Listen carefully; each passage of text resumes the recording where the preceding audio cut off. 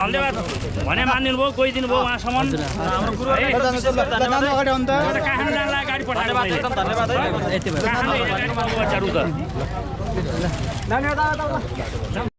सरहरूलाई पनि धेरै धेरै धन्यवाद भन्न चाहन्छु किनकि उहाँहरूले चाहिँ हाम्रो नेपाल प्रहरी नेपाल सरकारबाट चाहिँ जति पनि अल्पत्र परेको जुन यात्रुहरूलाई चाहिँ राहत स्वरूप पानी चाउचाउ बिस्कुट अनि यसै गरी जुसहरू वितरण गर्दै हुनुहुन्छ किनकि बिपी हाइवे चाहिँ भारी वर्षाको कारण बाटो सबै बन्द भएको कारणले गर्दा भकुण्डे ड्राइभरसन मङ्गलटार छेउसम्म मङ्गलटार पारी जान चाहिँ मिल्दैन तिमाल साइडबाट जुन देवीथानसम्म तल झुलुङ्गी पुलको मुखसम्म चाहिँ गाडी भकुण्डेबाट ड्राइभरसन गरेर पठाएर जुन हजारौँ सङ्ख्यामा अल्पत्र परेको यात्रुको लागि चाहिँ उहाँहरूले गाडी पठाएर उद्धार गर्नुभएको छ। उहाँहरूलाई सलाम छ।